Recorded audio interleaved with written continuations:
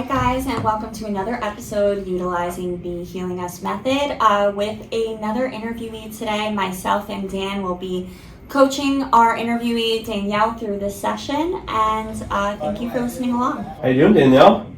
I'm doing great. Welcome to the podcast. Thanks for volunteering to let us help you work through a recovery process, recovery plan for yourself. So, can you introduce yourself and tell the viewers a little bit about you and where you're at? Sure. My name is Danielle. I have a little over 3 years clean, thanks to these two. I went into the program with the Regans. Then they gave me to Kim, who was my house mom. Yay. And we've been causing trouble ever since. But no, I'm grateful for the family that, the family by choice that I've made. And now I work for MHA, which is another nonprofit that, promoting recovery and just sharing the message that you guys instilled in me. So, the Mental Health Association, right, of New Jersey? Yep. What chapter are you in? We are based out of Ocean County, offer recovery services. Doesn't matter if you're using or you're not using, we meet you where you're at. I took my peer training class with the Regans, and I'm just kind of like passing the Lord message along. They had to drill in my head, but I got it. Yeah. So what was, do you have like a moment that you like, that aha moment that we talk about that got you onto this path, that you managed to get a brilliant 3 years of recovery under your belt? Yeah, that would be... I don't know if I should share this, but the day that they fired me from Relevance, I was literally at the meetings kind of just like taking things in, but I wasn't utilizing the skills that they were doing. I was going kind of like white knuckling it, kind of just... Okay. And I had that moment on the beach with a handle. I'm not proud of that, but, I came back and I apologized to Dan and his wife because they were right. I was wrong. Takes a lot to say. But yeah, so that was kind of like my moment where it was just like I had that rock bottom. What do you feel like was, okay, so obviously you don't have to go crazy into details, but like what was like the defects that you were facing leading up to that point that kind of got you like in a place where there was like contentment, like an issue? I was counting my days, but I wasn't utilizing a program where I wasn't working on myself. I wasn't healing because I was too busy fighting, like running for myself. And, I kind of had to sit and realize that like, okay, maybe it was me. Everybody kept telling me this and that, and it was just, no, they're wrong. I was wrong. And that actually was a humbling moment to come back and be like, I'm sorry. Yeah. And Dan was very forgiving. He was just like, yeah. Figured you just needed to... Just need a minute. You need a minute. And from my position, it's like one of the hardest things I have to do, like when you're helping others, and you're in the helping profession now, right? And there's that tough love aspect, that boundary that needs to be set, and it's the most frustrating thing being a helper, where like you could see a problem, but it's hard if the other person is unwilling to see it at that time, or they're just blind to it, right? Like they're in that pre-contemplation stage of change. You can never teach someone about themselves. They have to learn about themselves, right? Mm-hmm. And sometimes that means you need to create space for them. Believe me, it kills me deep when like something needs to happen like that, and sometimes it goes sour, and I wish every story ended up with us coming together again and we fix whatever the issue is and move on and upwards, and a lot of times it doesn't. But I'm so happy that one, you made the choice for yourself, like to dig deep and go, okay, where's my responsibility in this, and what do I change that, and vice versa. I have to do the same thing. I have to analyze, what are things that I could have done differently, right? Mm-hmm. In this helping relationship that we have, right? And it takes two to tango. So I'm so happy that you put that effort forward and that we are here now. Yeah. This is what we do. Families fight, and we get over. Exactly.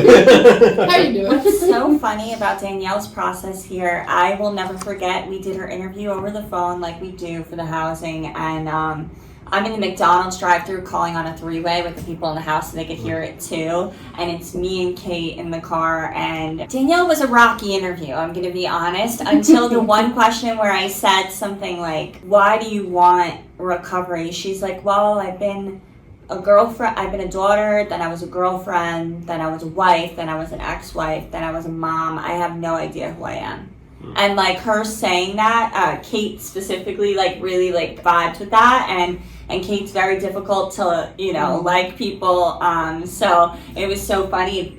We wound up taking her in, and then we met her at the roller rink for a sober social, and I was like, we made a big mistake. Because Danielle was miserable. She didn't talk to any of us, and I was like, we made a huge mistake. And then within the first 2 days of Danielle being in the house, as much as she doesn't give herself credit, she was writing in a journal with multiple different color pens every day, and she was doing the coloring pages and doing the things. She just didn't want to leave the house much, but she was doing things. So Danielle, who are you today? Today I am a mom. I got my life back. I am a grandma. I am becoming the daughter that I needed to be, the friend, the support, all in all, like I'm peaceful, like I'm happy. I made mistakes, but I'm doing extra and kind of like spreading the word and just trying to realize that like, hey, you can make mistakes, but you know, getting back up. Like I'm not ashamed of my mistakes, but I'm not proud of it either. I made peace with it. Can I ask though, because you're still, your first role when you're asked is still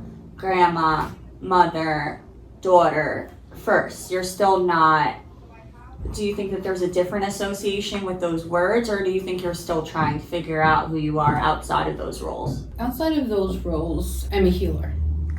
You know, I'm a healer and I'm a caregiver. As far as, eventually I'd like to open myself up to a relationship, I guess. But right now, I'm still working. It's work in progress. Like every day I'm getting a little bit better. Every day, like normally at this part I'd be like crying, but meanwhile I'm like fighting the tears. Like, no, I'm okay. I'm happy. You know, and that takes a lot. Like I'm trying to complete myself. I don't think that, I'm not looking for outside validation anymore. Like, you know, I'm at peace. Going off what you're saying is, you know, when we were talking about who we are, right?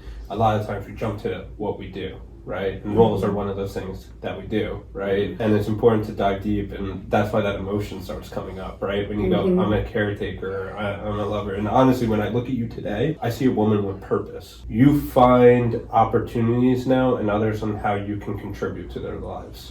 And like, that makes you whole, you know? And we've spoken about it many times, like, we're people pleasers, me and you, right? So it comes naturally to us, but now you're starting to find a balance with that where it becomes a purpose and not a burden, right? Where I'm sure you kind of have to reroute that on a daily basis at times, but I have to reset, yeah. We all do. How are you truly navigating, like, because you have so many people in your life that need you, including you just have a huge family alone, and then you have friends that need you, and you're constantly, you stretch yourself thin sometimes, I'm sure, trying to be all these people for everybody. How are you navigating the people pleasing now versus then? And you could be, No, I understand, like, I have limits, and that was something that would burn me out. I took too much on from everybody. I absorbed all that negative energy. And I think now I'm just learning how to process it. You know, with a lot of self-help books, you know, I'm starting to realize, like, wow, beautifully fucked up. I don't know if you can say that online, but no, there's a lot. There's a lot of things, you know, but I do my meditation. I learned a lot from Smart and things like that, where it's just like I have to dive deep in and do my goals and things like that and do my charts. I mean, I finally got, you know, a new car, like I need an apartment, like there's things that I'm working towards, and until all of that is where I need it to be, you know, I'm not looking for that end goal yet. I'm still doing the little mini goals to get to where I need to be. So I'm not so much as overwhelming myself with like, oh my god, I want a house, I want this and that. It's just like, no, okay, first you have to get this done, first you have to get that done. And that takes a lot of work. You know, I understand that I'm getting older, but you know, I'm midlife. So, but at this point, as if I live to 100, don't figure it out. Don't figure it out. Don't do the math.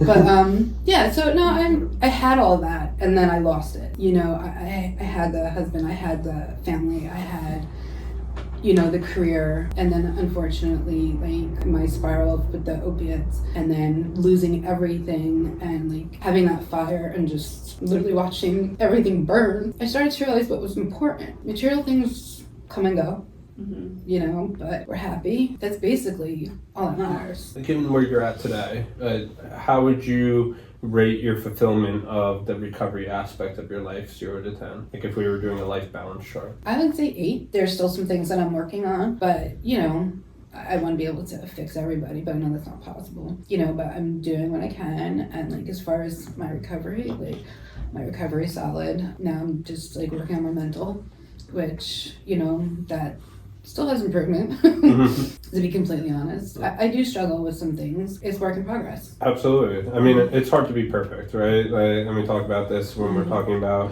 our life balance chart, right? And all the different aspects of our life. We really want to be around a 7 or 8 of fulfillment, because if we're at a 10, it's something that means we took away from something else, right? That's out of balance. 8 is actually like a perfect score in terms of life balance, because you have other different other responsibilities and roles that we're in. So I think that's phenomenal. What are your goals with being at an 8? What are your goals currently for yourself? What are you looking to achieve? Short term, long term, doesn't matter. What's your priority? I think my priority right now is, other than family, which is always important to me right now, is just, as far as my recovery is concerned, working now, I love it. It's great. I still volunteer at HealingUS community, so like I love that too. I do have a balance spending time with the kids. That's really a tough question. Honestly, I'd like to be able to, just have my kids all together under one roof right now. But I know that's like impossible because they're getting older. But to be able to reset would be great. And I'm doing that. Little by little, like I'm getting there. And what does a full reset look like for you? Like, what does life look like? What things do we have? What stability are we looking for? Right now, I'm looking for, being able to find happiness, which I think I'm pretty content with being.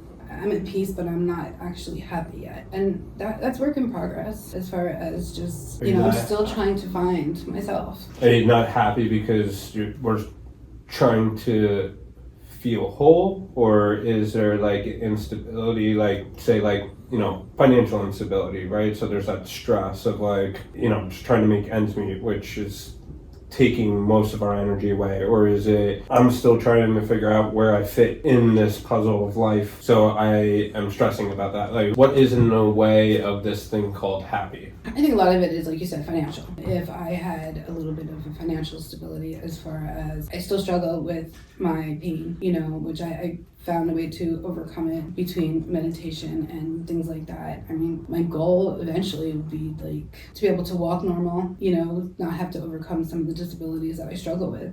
But I think that, I came to peace with that also. And now I'm just like, financially, like things would be great if I could have like, I like I said, I have a car that's new to me, but I would like to have a new car, a home, to where I could not have to worry about it, be able to provide and be the person that I always wanted to be, which would be the provider. But for right now, I'm working on that, still attending my meetings, and still trying to, help as much as I can. But as far as being fulfilled, I'm fulfilled with like everyday life. I have everything I could possibly want, but still not enough. Do you know? And like I have, you have a good base. I have a good base. Right? So, you got love in your life, right? You got people around you. You got a support system, right? Tell me if I'm wrong, but I'm hearing like there's this next step, like to start kind of putting back the pieces when you just said, I watched it all burn down, right?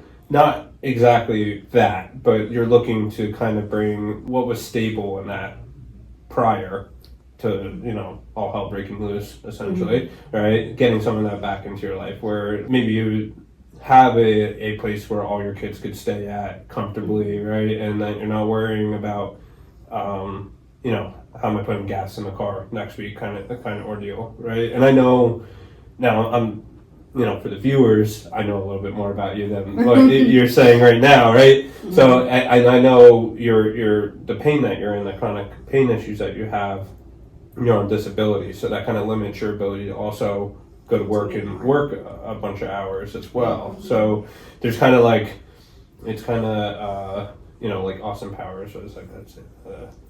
I'm hungry because I eat, or I'm happy because I eat, and I eat because I'm unhappy. Right? Like that the vicious cycle thing, right? Yeah. Like I'm in pain, so I can't work, but I need work, that kind of thing. Let's talk about, with what you just said, I hear a couple goals emerging out of here, right? Like one is creating some more financial stability in her life, right? Which would bring multitude of things, whether it's more reliable car or a bigger house to be in or whatever it may be. In terms of the pain, is there a solution to that? I don't know much about what you're dealing with exactly with the pain in terms of like, is there a solution out there that maybe your health insurance is limiting you to get to, or where are you at with that? I've had 5 spinal surgeries. My spine collapsed, and I have nerve damage. I kid around and say I'm bringing my leg, and Kim will laugh at me, but it's like a prosthetic leg. It's just for my job foot. It's a brace. And then after my stroke, I'm 30% paralyzed on my right side. So I try to, and as far as dealing with the pain, I meditate, I stretch, I use my heating pad an awful lot. But as far as, I do have to take a lot of rest and things like that, and like I'll kid around and be like, oh, sorry, stroke brain. But it's true, my cognitive is also off sometimes, and then I stutter a little bit. But I found different ways and exercises to like overcome some of that. So would I be able to go back to work full time? Like absolutely not. And MHA, it's been great. I only work part time. Like they know I have to take breaks. They limit things, but a lot of people we're all in recovery there, so we get it. And other than that, I don't think there's many things that they can do except for like physical therapy and things like that to ease the pain. But even as far as like muscle relaxation, I try to stay away from all the outside substances, only because I do have an addictive personality. I play the tape forward, right? As you guys always say, and it does scare me. I think I'm more scared straight because I don't want to have another stroke, but I do suffer from seizures now too. So it's just been like a spiral. I know, and I'm finally starting to rebuild everything. So my biggest fear would be like losing that again. I finally have like kids back in my life. They didn't talk to me for a little while, and they see the progress that I'm making. So I'm relearning, getting all their trust back. And it's just, the last year at the Gobble Games, my daughter actually teared me up. They're like, thanks to CFC for bringing my mom back. And I was like, and I didn't even tell her to say that. I was like, I know. I didn't even pay but no, I think that now my kids are joyful. I'm open and honest with them. Like even when we went into schools, I told them, because I was in their brick school, and I said, like, do you mind if I come in and tell my story? And they were like, no, mommy, if you can help somebody else, like there's a lot of parents struggling. And I was like, wow, they understand what I do, they respect what I do, and they come to meetings with me sometimes, and it's just like they like being around it. And there's been times when I've talked to other moms, and I'll bring up the twins, and I was just like, do you even remember that? And they're like, yeah. Yes, yeah. Mom. But, no, and it's good to actually have, I'd like to be able to get more kids to be aware of it. Maybe to just stop them from even going out there and trying it. That not even once can save a lot. She's talking about a program, it's called Not Even Once, in some of the schools here in New Jersey. I don't know where else, but they just speak to the kids.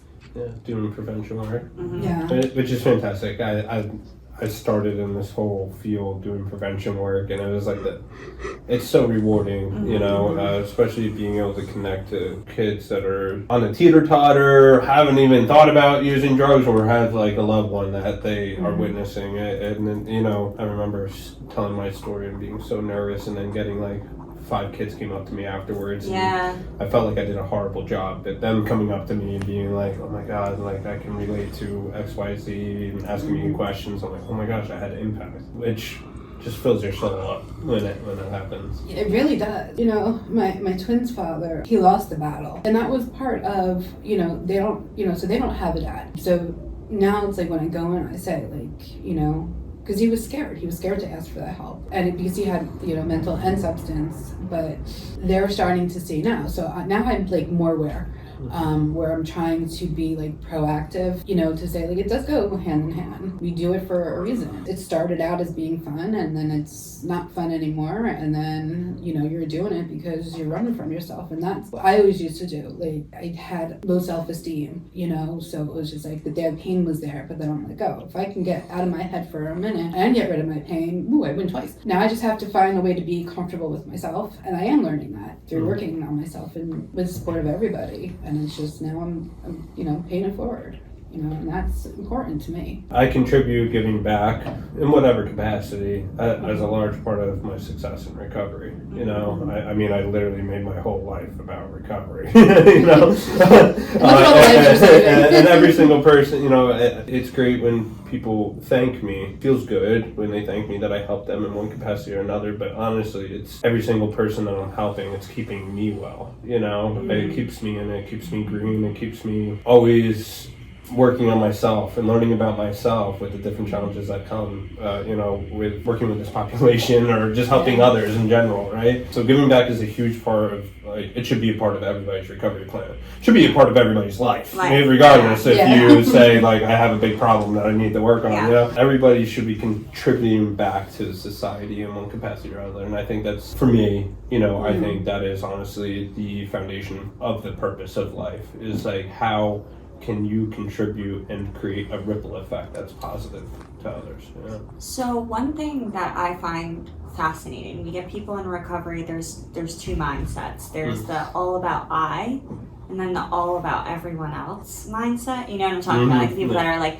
Danielle always has fallen into always think about everyone else. So like, I feel like my biggest conversation with Danielle constantly is like, focus on like be selfish, you know, because you're so giving it, and I know boundaries is always something that's like very difficult for you. And then honestly, you just enjoy helping, so you do it like with no bounds. So like when you're running into, like, how can you tell the difference between the healthy balance of being of service and feeling good and fulfilled, and then maybe doing it past the point of health? I know we've talked about boundaries plenty of times at the meetings, you know, and my daughter is actually teaching me no, believe it or not. So it was funny, my older daughter, she actually was like, say it with me, no. And I was just like, okay. So yeah, but even my family starts to see it. I do have to find time, like there are points where I get to a certain point where I'm starting to realize now where I'm like, okay, I've done everything I've done. I've exhausted everything in the book, you know, and it's just like, at this point, there's nothing more I can do for you. Right. You know, and I've had to say that, and literally it hurts. I think I'm starting to learn where it's just like, okay, I'll turn my phone off at a certain time, and then it's just, from there, I do have to take time for myself, you know, and I have a reset moment in the morning. The kids already know, coffee, cigarette, and my morning meditation. Don't bother me. But I am taking little drives and things where I just need to clear my head. 1 through 10, how comfortable are you telling people no? Oh. 3, because I always feel bad afterwards. That's what I'm saying. The weight of shame and guilt. Yeah. What are some of the things that run through your head when you tell somebody no and you set a boundary? Like, what are some of the beliefs that come up for you? I'm always afraid that, depending on, I mean, and in this field, we all know that, you know, when someone reaches out, you know, that could, if you don't like respond right away, that could be the last phone call. And then I'm always just like, oh my God, maybe it's my fault. And we have a lot of angels that we weren't able to do what we needed to do to save. But at the same time, I do feel like if they're in the heart of it, they are reaching out, then I try. And if I can't, and it's just like, then it's, you know, up to the universe to decide what the next step is going to be. Can I tell you something that I found so offensive that someone told me once? Yeah. That it's a God complex to think that you can save people. Like, you thinking, like, for instance, because I would think this too, like, if I didn't pick up the phone or I didn't respond to somebody, like I would be like their last call, right? And then God forbid something happens to, and truthfully thinking that we have that much power over somebody else's choices is playing God. Like it's really like, it's a God complex thing. As much as like obviously we're kind and it's like the better of the God complexes, it's still not a good God complex, because realistically the pressure is what in my authority or your authority truly is the saving. I am so far from yeah. I mean, no, not like that, you know, like don't downplay yourself either, but like truthfully, like if I know I'm about to go on a run, there's no human on earth stopping me.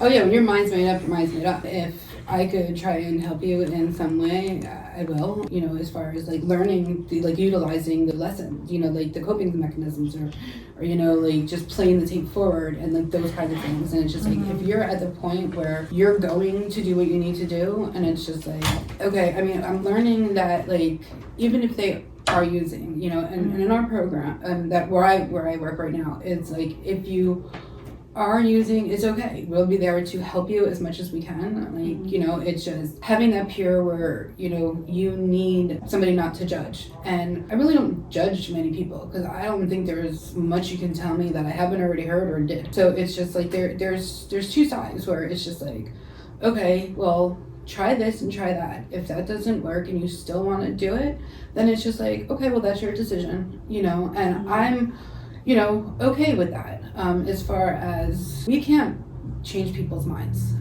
We meet people where they're at, and then it's just like, okay, I can provide this and that. Like I've learned now where it's like, I can't give, like I won't give money, like financially that's my boundary. But as far as like anything else, like you want clothes, you want food, like I'll find a way to get it for you, I'll bring it to you, like, but I won't, because I was very manipulative when I was using, you know what I mean? It's like, oh, my electric bill got cut off, oh, I can't do that, you know what I mean? Meanwhile, like you find all these other charities that are going to pay it, and then like, you know, you're like, I do have boundaries. I am working on different things, which does take time, but I mean, little by little, yeah, I'm getting there. I'm doing, and I totally forgot the question. I'm going to reroute us. How's your living situation, and how would you rate it 0 to 10? 8 people in 2 bedrooms. So I would say -1. So right now I'm focusing on rebuilding. So I need to get an apartment and little things like that. So my problem is right now is I have no credit. So it's not that it's good or bad. It's just that I'm at a 0. So right now I'm rebuilding and doing things that I need to do, and I'm working on it. Is there government programs that like the disabilities that are there to assist you? Have you looked into anything? I have looked into different like housing things and like things like that, but they have so many like restrictions. My my daughter, you know, they'll be coming with us and with the twins. So I don't want, like, you know, I'm good with like what I need for me and my twins, but like helping them get like restarted. Yeah, they usually restrict it to like yourself and dependents. So you're looking to kind of combine forces with the individuals, right? Help them get restarted. You know, because they're a young family. You know, the baby's only 6 months old. So like helping them get restarted, because they moved down here from up north. You know, not for anything, but I need the support too. And you know, we can help each other. You know, there's only so much I can do, and in the winters, like I'm horrible with the pain and everything. So I do need their help, but at the same time, you know, we're going to help each other and like rebuild. You know, if my son comes down, that would be great. I'd have all 4 of my kids under one roof, but that's never going to happen yet. He's a grown man. So do you guys have like metrics that you're trying to achieve to like, what are you looking for? What is the optimal apartment that would fit your guys' needs? Like a 3-bedroom, 4-bedroom? 3 bedrooms, 2 baths. Or even a bath and a half, like very simple. Like I'd even be happy with 2 bedrooms and a couch. To be honest, right now the twins and the you know. Yeah. So like ask her who's sleeping on the couch in that circumstance. I'm with gonna her go bad with you. back. Yeah. be me. Yeah. But I can see why. I mean, they have little kids and everything. They're probably like got 4 to a room kind of ordeal. So and the twins need their privacy. Right. You know, as they're getting older. I don't take up much space as long as I have a closet and just give me a pillow in the corner. But that's it. I mean, obviously, I mean it's great that you're making it work in conditions that are not optimal. But we want to, obviously, it probably contributes to not feeling happy yet, as you put it before, right? Like obviously, waking up on the couch because the younger kids woke up and you're like, your back stiff and all that kind of stuff. It's, your time slot in the bathroom. Yeah, you need that coffee and the meditation just to kind of get your head on straight, which it's great that that base that you made for yourself, which you talked about before, of like, hey, these are the tools in my toolbox. And they're getting you through like this rough patch, if you will, where to get to that next stability.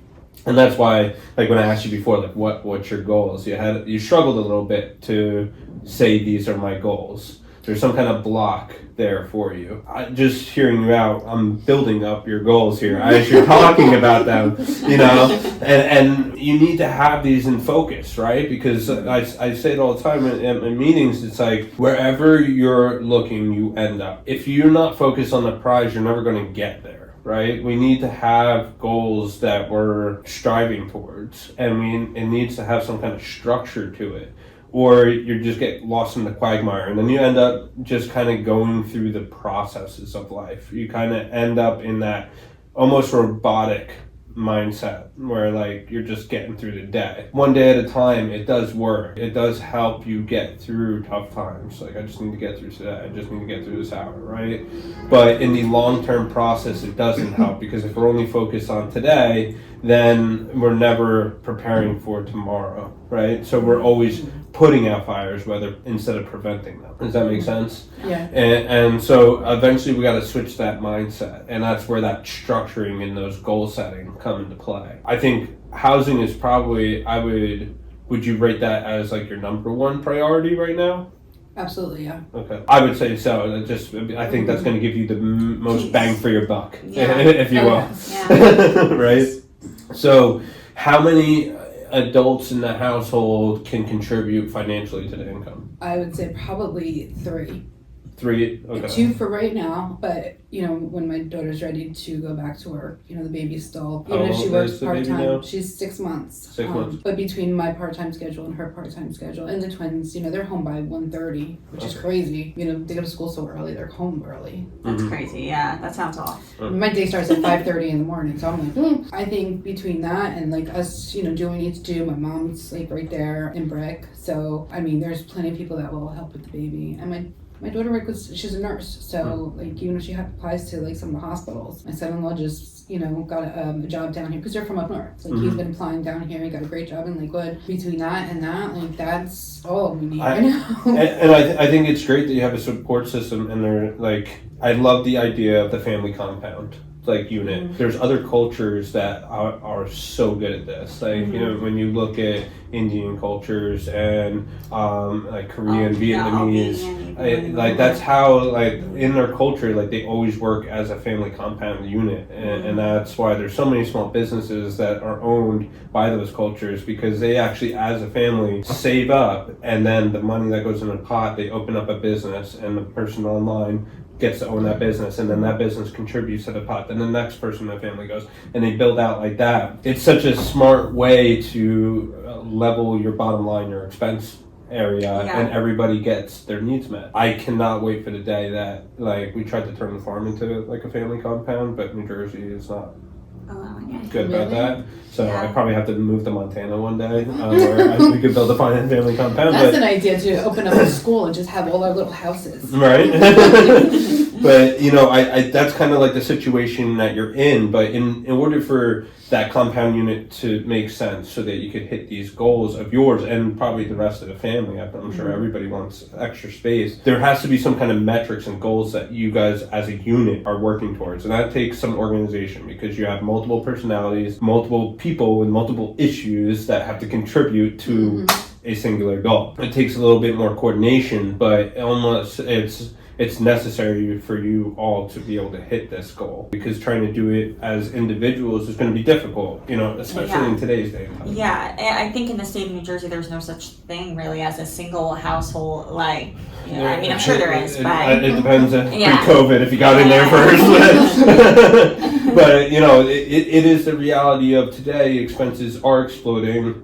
I don't see income levels rising to the point where, you know, we're back in the 1950s where you could work a part-time job and still end up with an apartment. I don't see that leveling out for quite some time, unfortunately. I think in terms of the finances with this goal, just I like to go over with everyone, what's our goal, what's our objective, what's our task, right? Mm-hmm. So in order to get that apartment, we have we have qualification things that we need to work on, right? Where that's credit. Do we have pets that we're bringing into, like, that downsizes the net of apartments available to us and stuff like that. So we have to work on our qualifications, whatever that may be, and then also contribute financially on having to make that work. How are you doing as a household with expenses right now? Are you saving up as a household into a pot to make this move? Right. So we are all on a budget. We do understand that, yes, we can award ourselves with like a once a week, you know, either order in. We have the chore split up, so it's just like, you know, and you're gonna put in X amount, I'm gonna put in X amount, and then it's just like, okay, and then, you know, the bills, like my daughter brings home some food, I bring home some food, and we lived together for a while before I moved down here. Flow. Yeah. We do make it work, and we are both saving. We have the down payment, we have everything. Now we just need someone to say yes, and it's like, oh, we can be there tomorrow. Oh, but awesome. Okay, so you're like knocking out a lot of the objectives already. What do you mean you're waiting for someone to say go? Right, because the situation that we're having is we either need a buy owner. Buy what? Buy owner, like a buy owner, and then hopefully, you know, just this is our story, this is what we can do, and like this is like I'll show bank accounts, whatever. Right now, we've gone to the bank to get a secured card so that we can start building up our credit, and that's the problem. Like we destroy our lives, and we get sober, things start to.